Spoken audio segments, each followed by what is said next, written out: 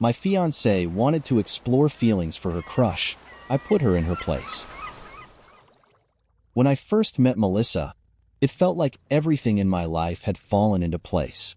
We clicked almost instantly, bonding over our shared love for hiking, coffee, and cheesy rom-coms. She was vibrant, intelligent, and had this infectious laugh that could light up a room. We started dating shortly after we met, and within months, we were inseparable. Every milestone felt natural, meeting each other's families, moving in together, and eventually getting engaged. The proposal was simple but heartfelt. On one of our favorite hiking trails, overlooking a gorgeous sunset, I got down on one knee and asked her to spend the rest of her life with me. She said yes with tears in her eyes, and for a while, it felt like we were on top of the world. But as the months passed, cracks began to show. At first, they were small, barely noticeable. Melissa seemed distracted, more reserved than usual. She started spending more time on her phone, her laughter coming less freely. Whenever I asked if something was wrong, she would brush it off with a dismissive, "I'm just tired." I wanted to believe her. Relationships have ups and downs, right? People go through phases. But something in my gut told me this was more than just stress or a rough patch. Then, she started mentioning Matt. Matt was an old friend from college, someone she had apparently reconnected with recently. She talked about him casually at first, how he had reached out on social media, how they caught up over coffee once or twice. I didn't think much of it at the time, but as time went on, his name came up more and more. Matt said the funniest thing today, she'd say with a laugh. Matt recommended this great new coffee place. We should try it sometime. Matt was such a good friend to me back in college. I don't know how we lost touch. It wasn't just what she said, it was the way she said it. Her tone was lighter, her smile brighter, and there was a sparkle in her eyes that I hadn't seen in a while. At first, I tried to ignore it. I told myself I was being paranoid, that there was nothing to worry about. Melissa was an affectionate person by nature, and Matt was just a friend. But the doubts lingered. Late one night, as we were watching a movie, her phone buzzed with a notification.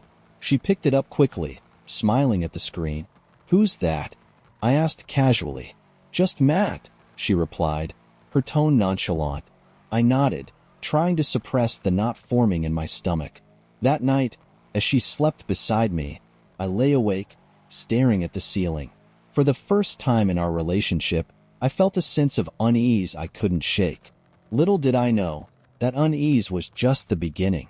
As the weeks went on, Melissa's connection with Matt became harder to ignore. The casual mentions turned into frequent conversations, and it was clear she was spending more time with him than she was letting on. One evening, she came home later than usual. When I asked where she'd been, she smiled nervously and said, "Oh, I grabbed coffee with Matt after work. We lost track of time." There it was again, Matt. I wanted to trust her. After all, we were engaged, planning a life together. But the frequency of her meetups with Matt started gnawing at me. It wasn't just the time she spent with him. It was how distant she seemed when she was with me. She was constantly on her phone, texting and smiling at messages I couldn't see. Conversations with me felt rushed, like she was going through the motions. Even our plans started to take a back seat to whatever was going on in her head. One day, I brought it up. "Hey, do you think you've been spending a lot of time with Matt lately?" I asked carefully, not wanting to come across as accusatory. She looked at me, startled. "What do you mean?" "I mean, it feels like you're seeing him a lot. It's fine to have friends, but is there something going on that I should know about?" Her face softened, and she reached for my hand. "Of course not," she said.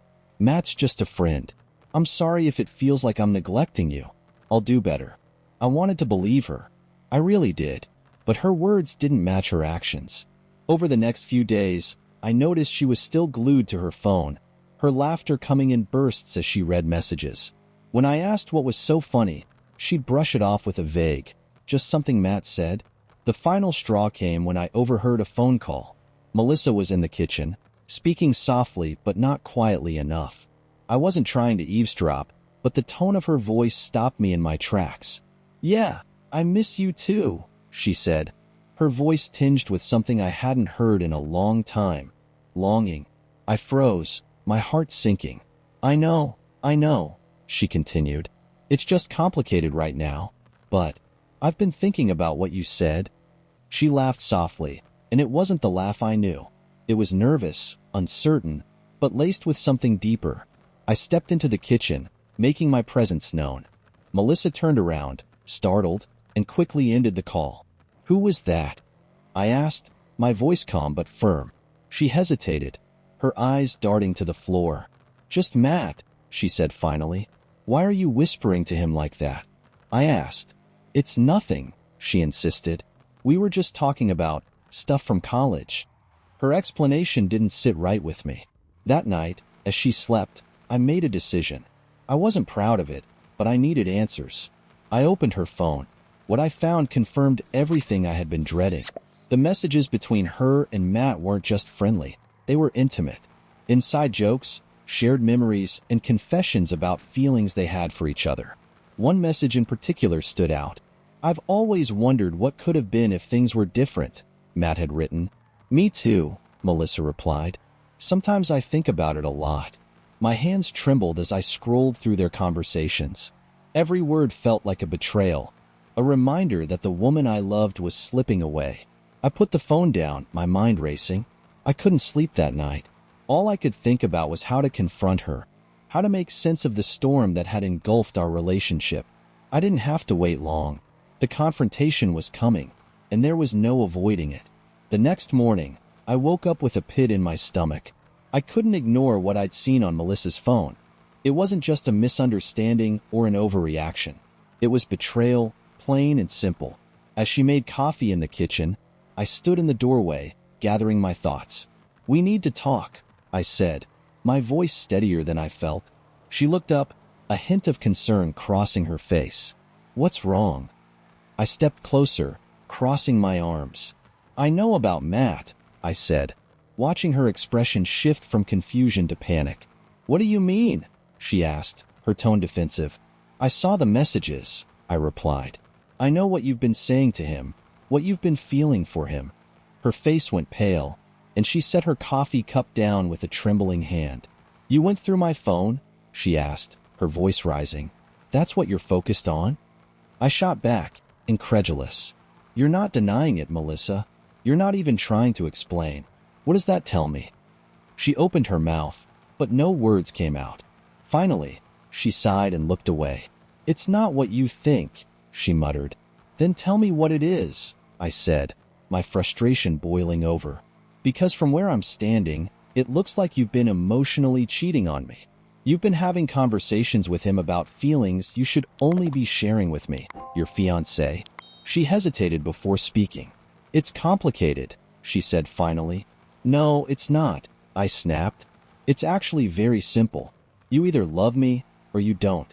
You either want to marry me or you don't. So which is it? Tears welled up in her eyes, but I wasn't moved. I do love you, she said, her voice cracking. But, there it was. The but. But what? I demanded. She took a deep breath, as if bracing herself. But I think I have feelings for Matt, she admitted. I didn't plan for it to happen. It just did, and I don't know what to do about it. Her words hit me like a punch to the gut. You don't know what to do? I repeated, my voice shaking with anger. You're engaged to me, Melissa. We're supposed to be planning our future together, and you're sitting here telling me you're confused about your feelings for another man? I didn't mean for it to get this far, she said, tears streaming down her face. I was just catching up with an old friend, and then things got complicated. I laughed bitterly, shaking my head. Complicated? Melissa, it's not complicated. You chose to let it get this far. You chose to prioritize him over me. She reached for my hand, but I pulled away. I don't want to lose you, she said desperately. I just need time to figure this out. Time, I said, my voice rising. Time for what? To decide if I'm good enough? To decide if I'm worth staying with? No, Melissa. I'm not going to sit around while you explore your feelings for someone else. I just need clarity, she insisted. I need to know if these feelings are real or if they're just nostalgia. I stared at her, stunned by her audacity. Clarity? I repeated. Fine. Here's some clarity for you. We're done? Her eyes widened in shock. What? No, you don't mean that. I mean every word, I said firmly. If you're not sure about me now, you'll never be sure. I'm not going to spend the rest of my life wondering if I'm second best in your heart. She sobbed, begging me to reconsider, but I was done. I took off the engagement ring and placed it on the counter. Good luck figuring things out, I said before walking out the door. As I drove away, a mix of anger, sadness, and relief washed over me. I had loved her, but I loved myself too much to stay in a relationship where I wasn't valued. Walking away from Melissa wasn't easy, but it was necessary. That night, I packed up my things and moved out of the apartment we shared. Each item I put into a box felt like a small piece of my life unraveling, but with every step, I reminded myself that this was the right choice. I stayed with a close friend for the first few weeks, someone who knew me well enough to give me space, but also make sure I didn't drown in my thoughts.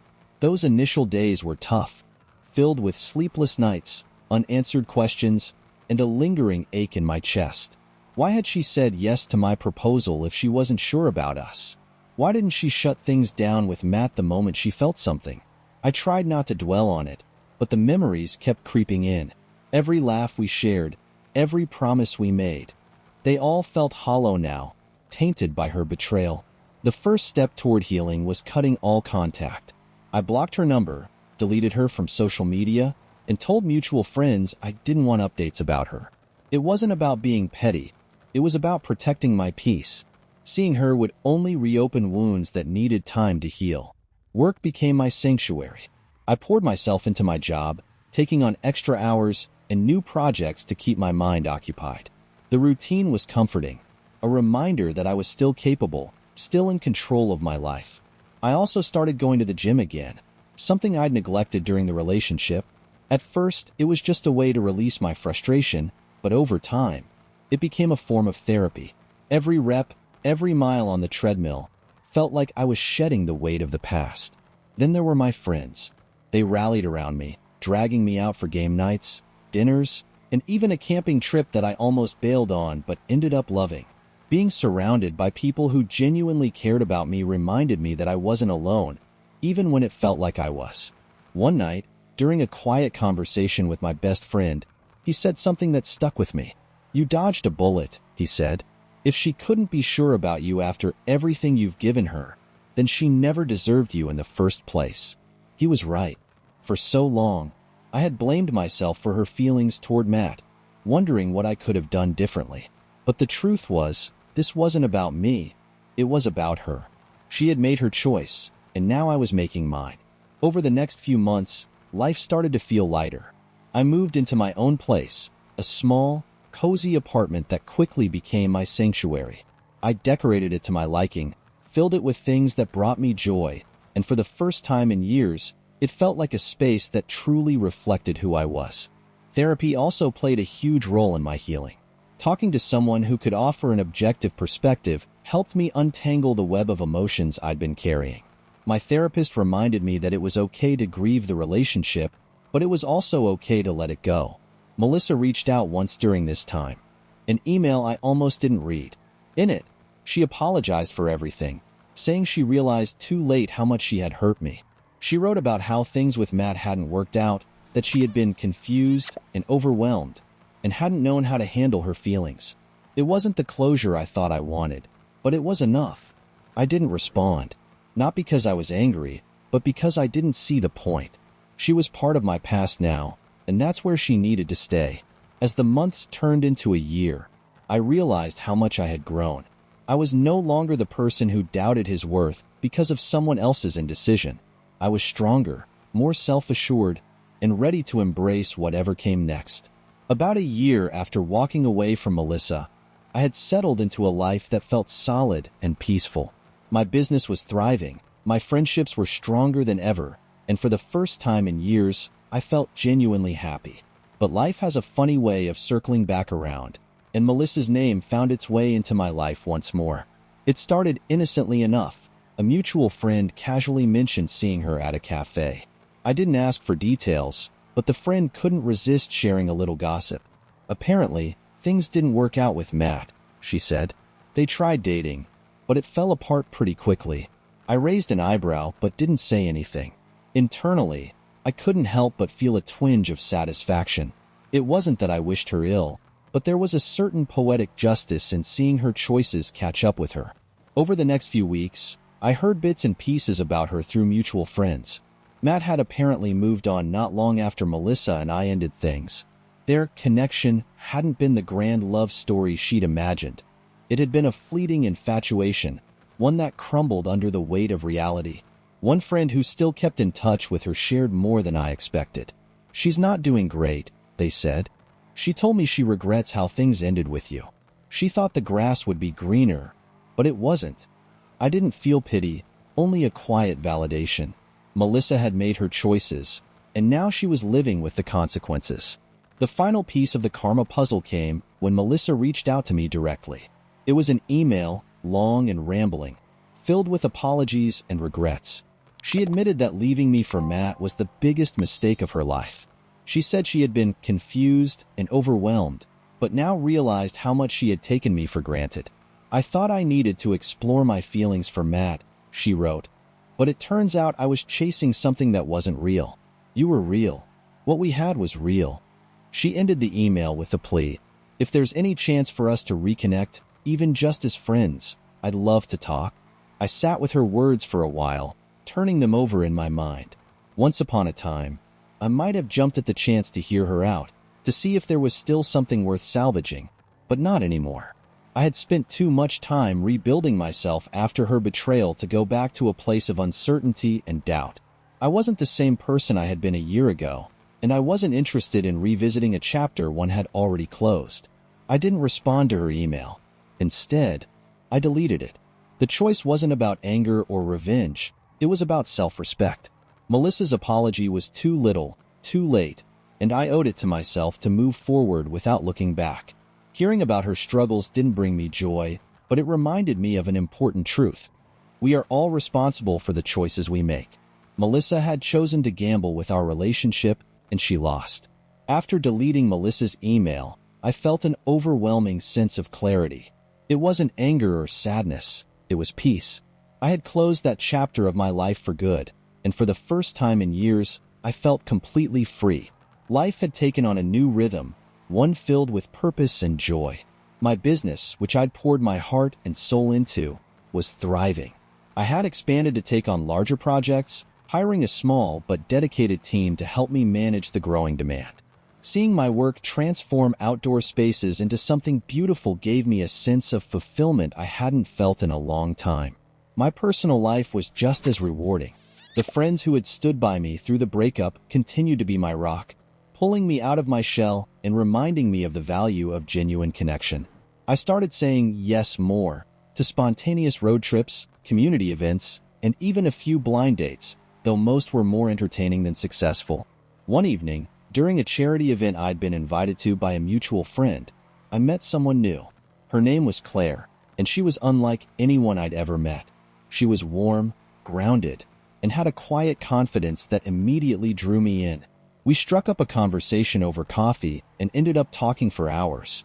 There was no pretense, no need to impress, just two people connecting over shared values and a love of life's simple joys. Claire wasn't interested in grand gestures or superficial status symbols. She asked about my work with genuine curiosity, her eyes lighting up when I described the pride I took in transforming landscapes. "That's amazing," she said. "You're creating beauty every day. How many people can say that about their job?" Her words stayed with me. For so long, I had let Melissa's dismissive attitude about my career plant seeds of doubt in my mind. But hearing Claire's admiration reminded me of something I had almost forgotten. My work had value, and so did I. As we got to know each other, it became clear that Claire and I were on the same wavelength. She wasn't looking for perfection. She was looking for authenticity. And that's exactly what I wanted too. Our relationship grew naturally, without the drama or insecurity that had plagued my time with Melissa. For the first time, I felt truly seen and appreciated for who I was, not just what I could offer. Looking back, I realized how much I had grown since that fateful confrontation with Melissa. Her betrayal had been a turning point, a painful but necessary catalyst for change. It forced me to reevaluate my priorities, rebuild my confidence, and learn the value of self-respect. Now, my life feels full in a way I never thought possible. I have a thriving business, a supportive circle of friends, and a partner who values me for the person I am. If there's one lesson I've taken from all of this, it's that sometimes the hardest decisions lead to the best outcomes. Walking away from Melissa wasn't easy, but it was the right choice. And now, I'm exactly where I'm meant to be. Here's to growth, resilience, and the strength to leave the past where it belongs.